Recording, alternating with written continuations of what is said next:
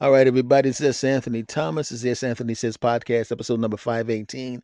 I'm just going to call this just because someone's close to you doesn't mean they're close to you. Just because somebody's close to you doesn't mean they're close to you. And you know I got several examples, right?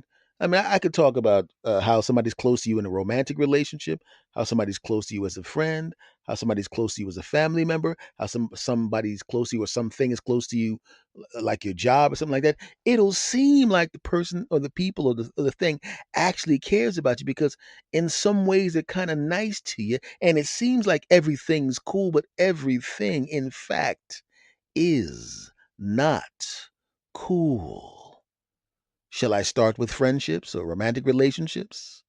Let's start with friendships. Now I'm in my 50s now. Now when I was doing comedy, I started doing comedy in 1986. Right? I was just a kid at the time.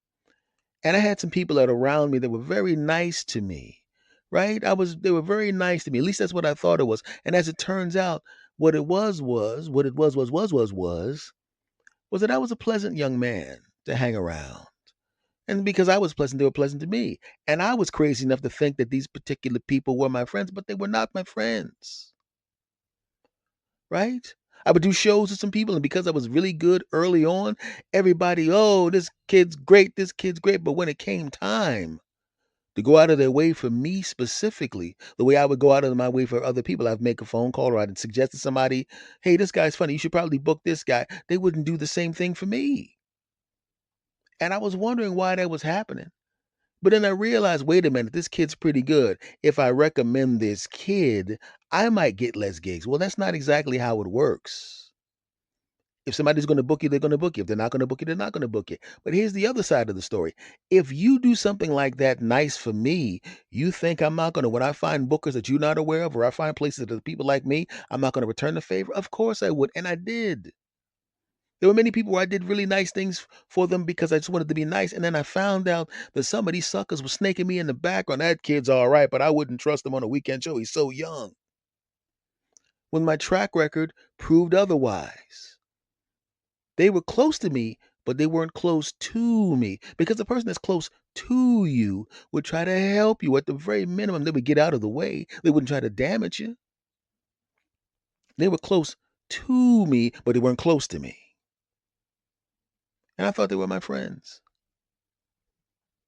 You can think about that in romantic relationships also. How many times have you seen people in romantic relationships where they want a thing that the person has, but they don't necessarily want the person? It could be a guy that dates a lady who's really, really beautiful, and he wants to be with this lady and show this lady off, but he doesn't give a crap about her hopes and dreams. She wants to be an architect. He couldn't care less if she's an architect. Only thing he wants her to do is take her clothes off. You know what I'm saying? And maybe it's a lady who sees this guy. He's not really her cup of tea, but he has money and power. Or you can flip the script. It could be the lady with the money and the power and the guy trying to get with the lady. It doesn't have to be gender specific. Don't take it that way. But sometimes these relationships are transactional and the person is close to you, or they're not close to you. He's enjoying her because of the way she looks. He doesn't give a crap about her hopes and dreams. She's being close to him because he has stuff. Flip it again. He's close to her because she has a lot of money, and she's close to him because he looks good. They're close to you, but they're not close to you. The second you start not looking like she wants you to look or stop looking like he wants you to look, he's going to find somebody else that has the look that he or she wants. As soon as that person finds out, wait a minute, this person doesn't have as much money as I thought.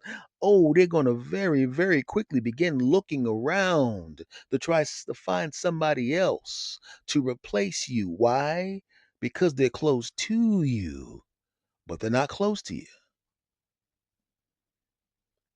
A lot of people think that family members are exempt from this, and I can tell you that they are not. My family is fine. My family is cool. That's probably them texting me right there. But here's the thing, my friends.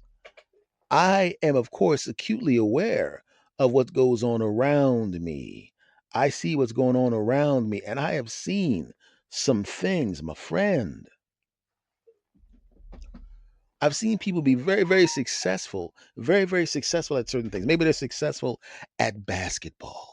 Maybe they're successful academically. Maybe it's something like that. But what's the groove though? What happens is, unfortunately for them, the people around them are not as successful as they are. And because of that, the people around them get a little bit jealous. And because they get a little bit jealous, what do? They might even sabotage the person. Now, they don't want anything bad to happen to the person. They don't want the person to get hit by a bus. They don't want the person to lose all of their opportunities. But they definitely don't want that person to become more successful than they are. Maybe they drag their feet when it comes time to get them to basketball practice. Maybe they drag their feet when it's time to help them study for a big test. Maybe they say something negative about the person to other people to try to bring them back down to earth because in their mind, this person's getting a little too full of his or herself because they've got some success. Like I said in the beginning of this, it happened to me a little bit. I was starting to get a little hot in the business, get a little hot in the game. But then I found out for some bookers, some people that I knew were saying some things. I've been in relationships before where, at the time I was the Captain Six Pack and I looked a certain way. I gained a couple of pounds and didn't make as much money as it looked like I was going to make. Then all of a sudden, the lady who was with me because of the little abs, the ab action, and because of the muscles. I wasn't always an old heavy set guy. Shut up. But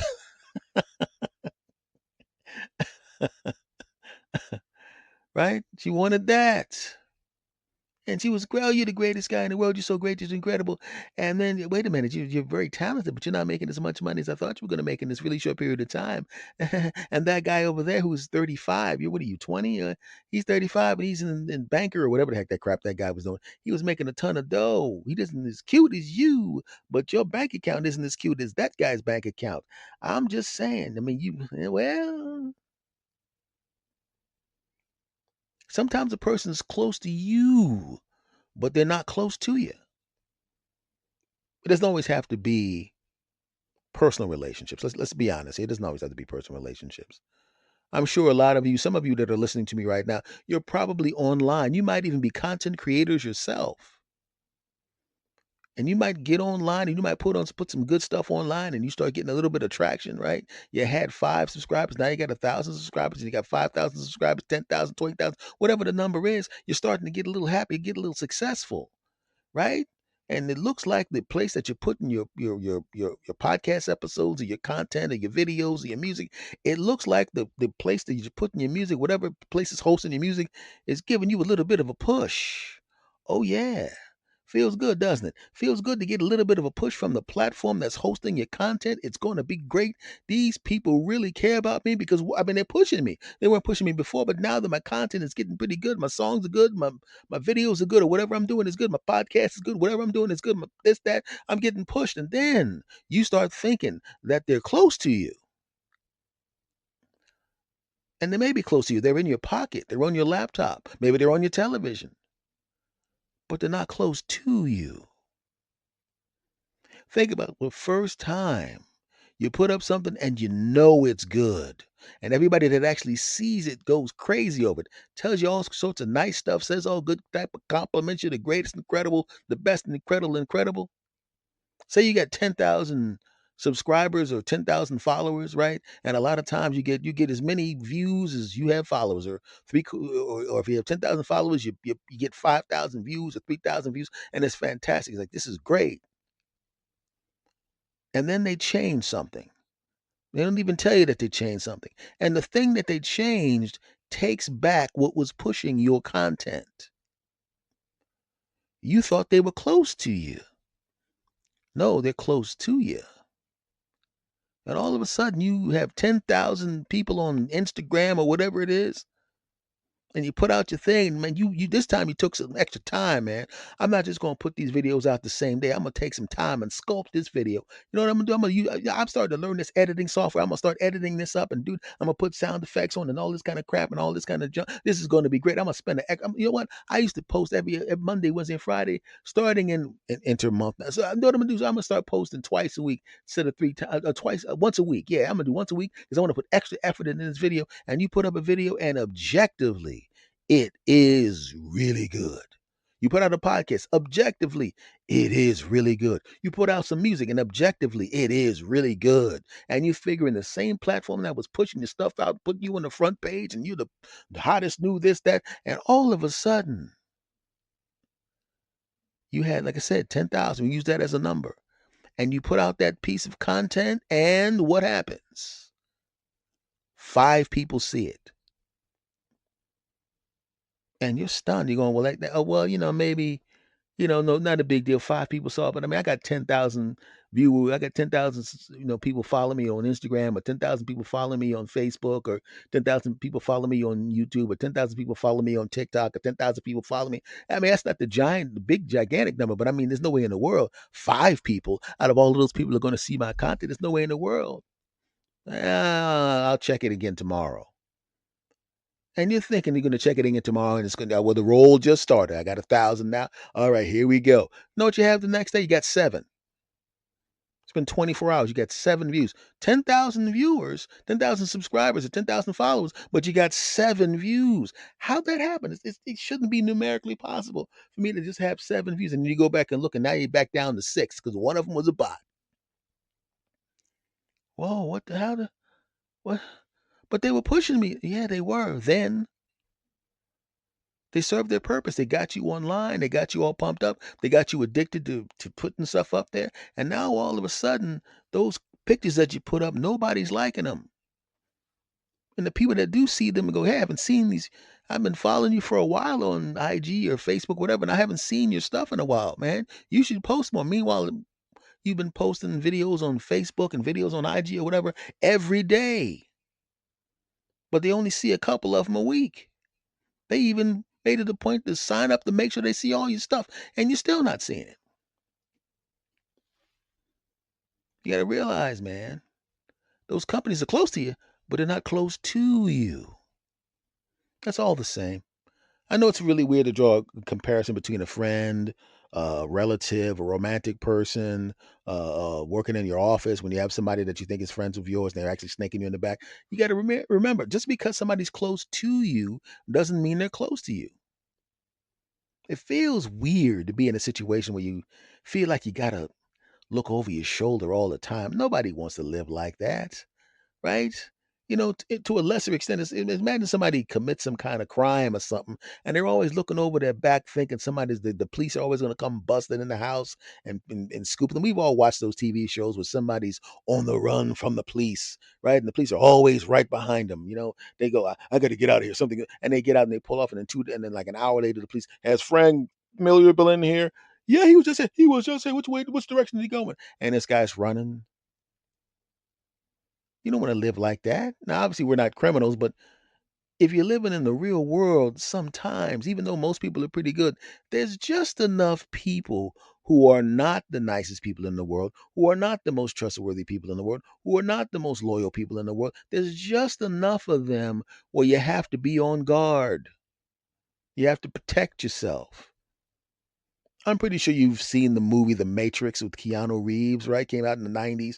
I know some of you probably saw it on streaming because you weren't young enough to see it in the movie theaters. Because I was kind of young when it came out. That was, a million years ago.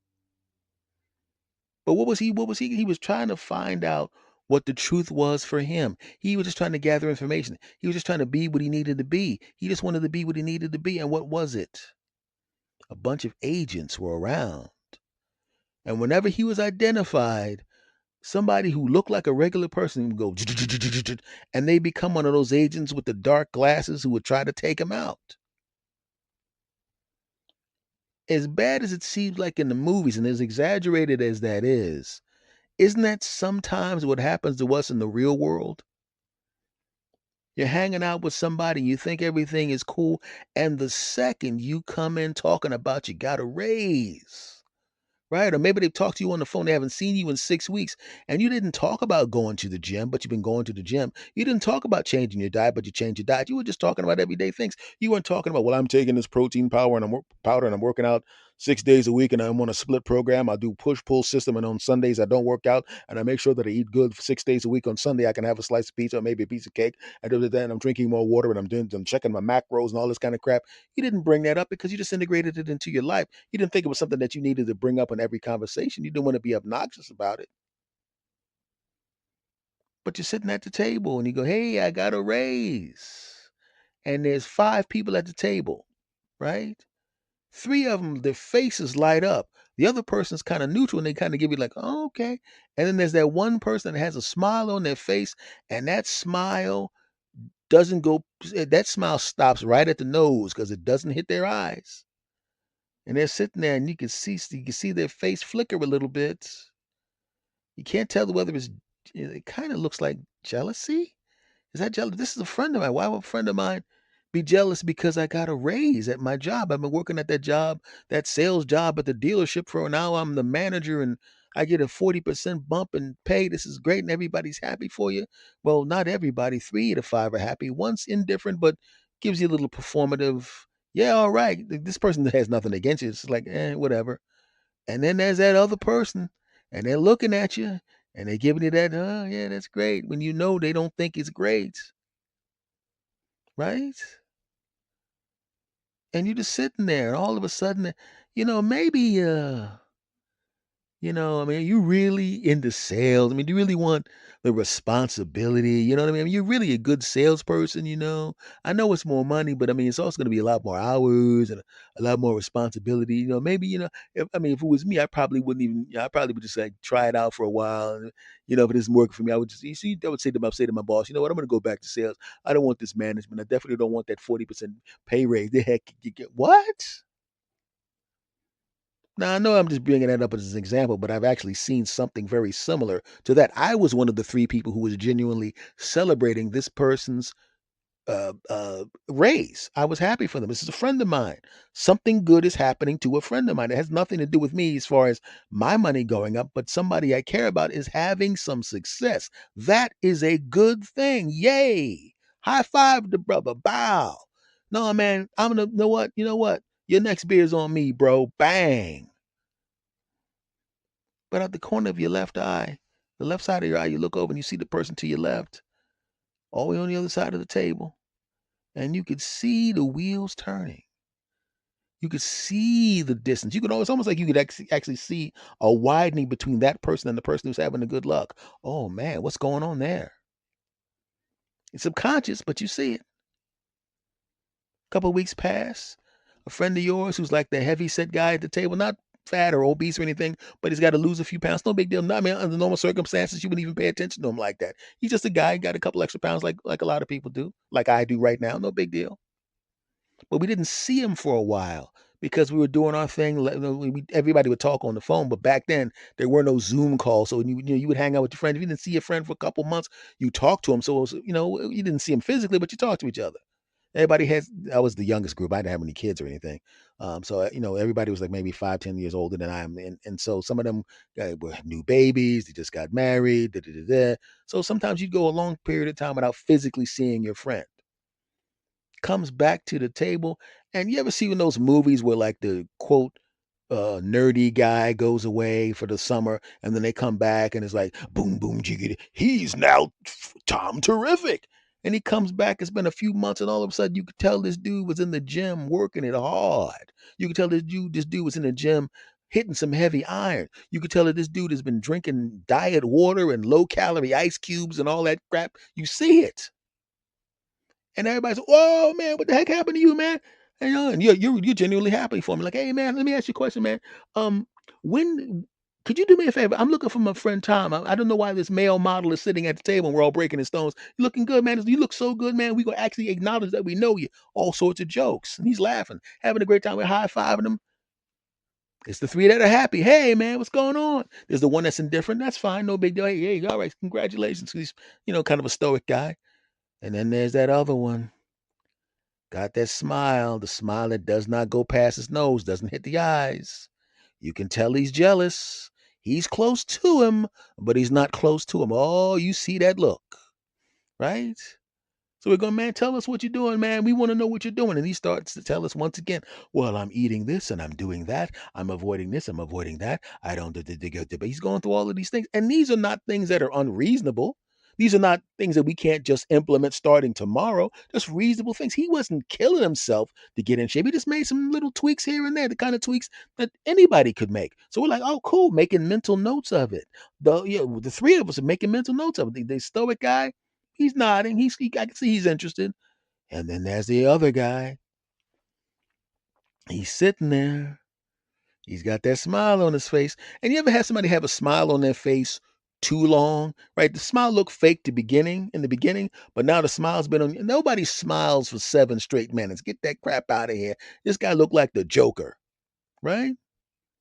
So he's got the smile on his face. And all of a sudden, the guy just said he stopped drinking alcohol. Guy gets a pitcher of beer, grabs his cup, pours the beer in there. Guy doesn't drink beer anymore. I never drunk beer, but this guy doesn't drink beer anymore because empty calories. He wanted a Diet Coke instead or whatever it was. He goes, no, I don't drink beer anymore. Oh, okay, I forgot about that. It's not like you just said it 4 seconds ago and I just decided to try to sabotage you by pouring beer in your cup. Right?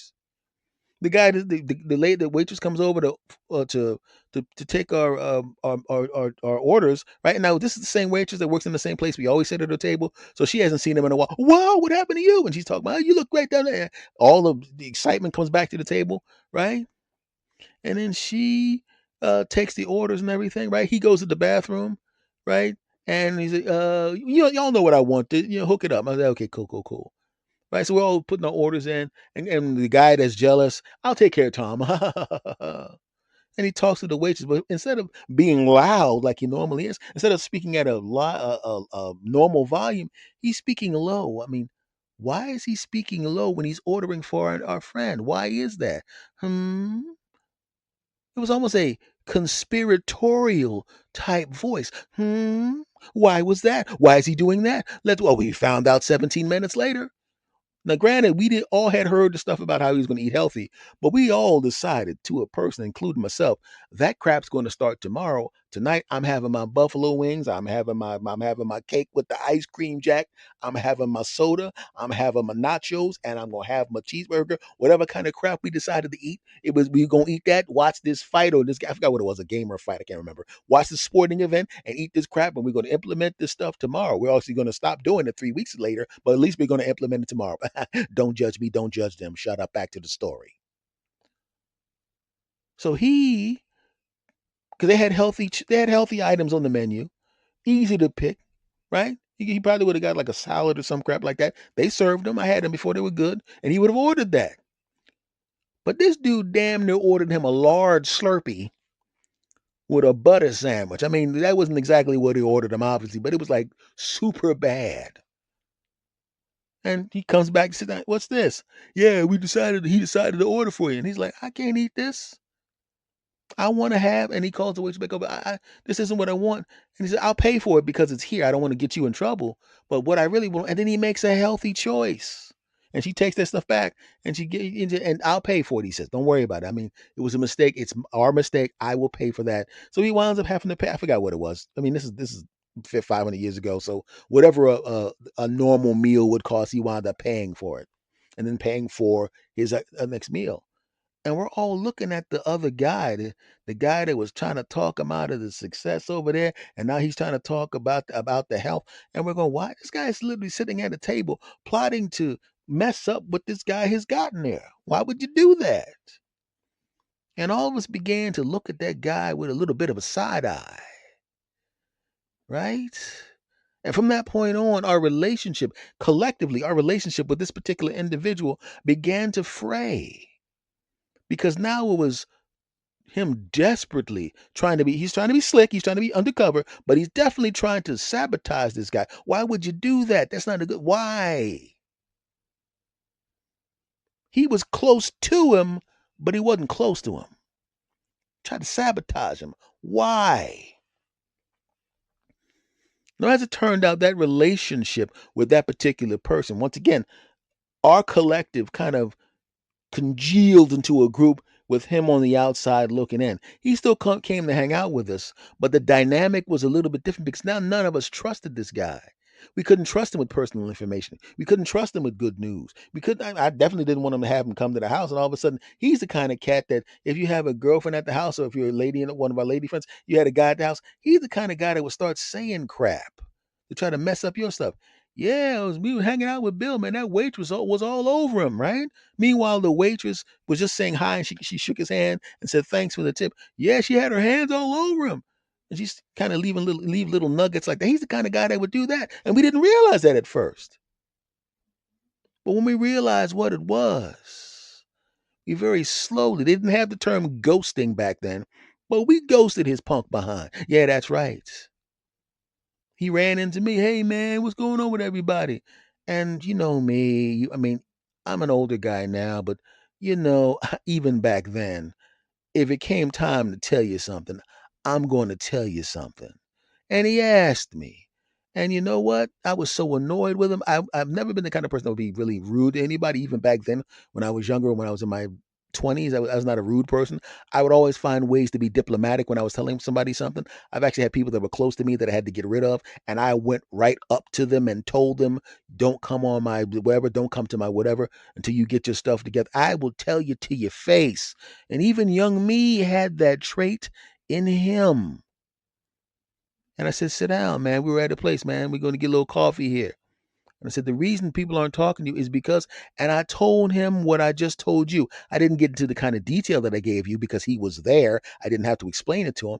Hey, no, man, I'm not jealous. I said, then why were you saying things to undermine this man when he was literally sitting at a table full of his friends trying to celebrate something and everything you said was negative? Because I didn't even tell you guys, my podcast audience, I didn't even tell you all the negative stuff he said. I just gave you the mini highlights. Same thing with the food. The food thing was actually I mean, these things actually happen, by the way. And I said, man, you got to work on that, bro, because everybody at that table was celebrating, and you came in and you whop whop whop whop, tried to mess everything up. Nobody want to be around that. Nobody wants to be around somebody that's complaining all the time, and they definitely don't want to be around someone who's trying to undermine somebody who's trying to build something. He's happy with this new job. He's making a good living now, right? He's even better shape now because it's been a few weeks since everybody dumped your punk behind. What are you doing? And he felt bad about it, as he should. And he apologized to me. I said, you ain't got to apologize to me. You can't do nothing to me. You need to apologize to him, but you also need to change your behavior. Now, here I am in my 20s, my early 20s, probably, giving a hard time, a deserved hard time, to someone who's, I think if I was in my early 20s, he was probably about to push towards 30, right?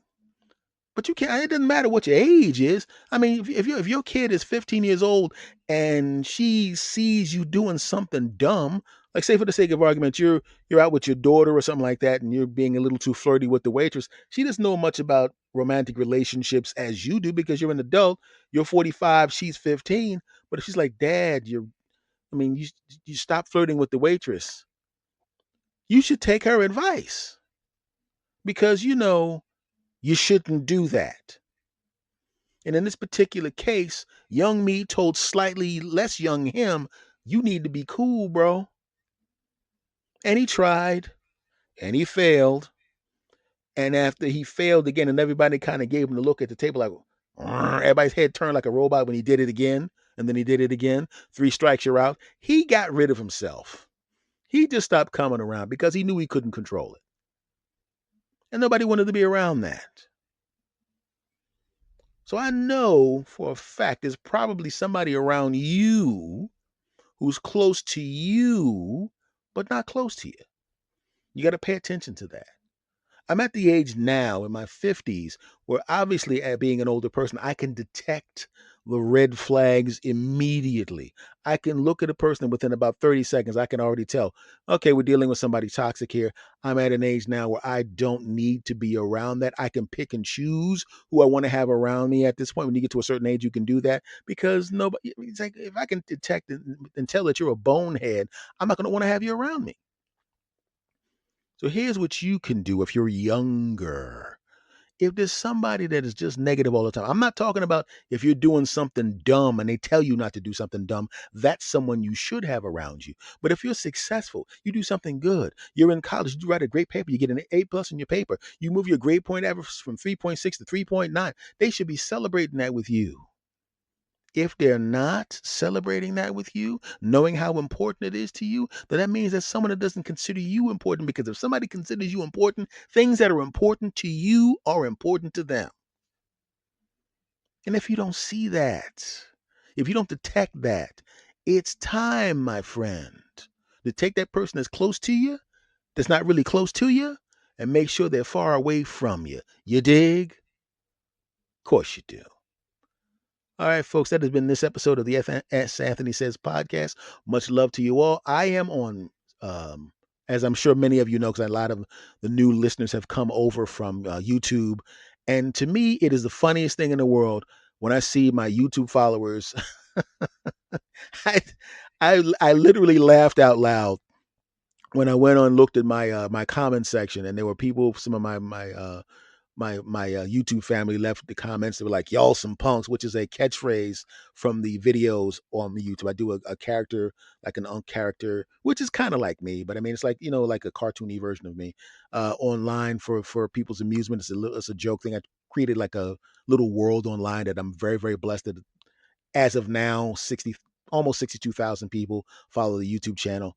A lot of them have come over and they left messages like, "Y'all some punks." And the funny thing about it is the podcast players comment section doesn't know that they're not insults.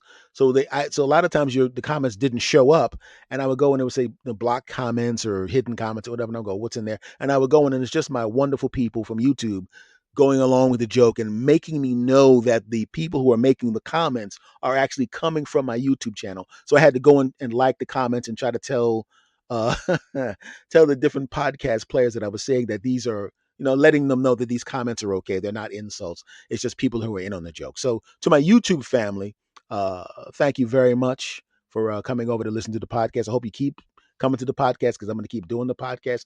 Thank you for loving the podcast. To my people from Facebook and all these other places, and as it turns out, and I didn't even know this, I didn't realize, because I look at the total number of people that are listening, and it's climbing very rapidly. Thank you for that. But I didn't realize how many people from other countries were watching. I don't know if it's expats from other who are from the United States, my home country. But the thing is like wherever you're from, I don't think just because I don't I'm from the United States that I don't have love for everybody. I love everybody. That's just the way I've always been. Doesn't matter what country you're listening to me from. I am blessed, and thank you very, very much for spending your time with me, because like I said before in another episode of my podcast, that when I did stand up, I got to the point where I would do stand up. I would watch the audience out there, and I would realize all 300 of these people could have gone any place else. They chose to come to this club, and I'm honored, and I consider it a complete blessing that they chose to come here. Well, it's the same thing with the podcast, even more so insofar as you inviting me in your car, because a lot of you have told me that you listen to me on the way at work. My new podcast listeners realize just how many episodes I have. This is episode 518 of this podcast. There's enough podcasts that people continue or listening to me at the gym. So if you're at the gym right now, hey, run faster. I saw that. Turn that treadmill back up. Don't try that crap. I'm looking at you now. If you're in your car, hey, let that person out into traffic. I'm just kidding. People that listen to me would do their thing. So wherever you're listening to me from, whatever you're doing right now, you're cleaning the garage, riding in the car, working out, just chilling at the house. If you're hearing this voice, just realize the person whose voice you're listening to right now is very, very grateful and hopes that you will come back again to listen to more of me ranting like an idiot. Much love to you all. My name is Mr. S. Anthony Thomas. And Mr. S. Anthony Thomas loves every last one of you. He really does. And I'm speaking for me because that's me. You dig? See you next time. Take care.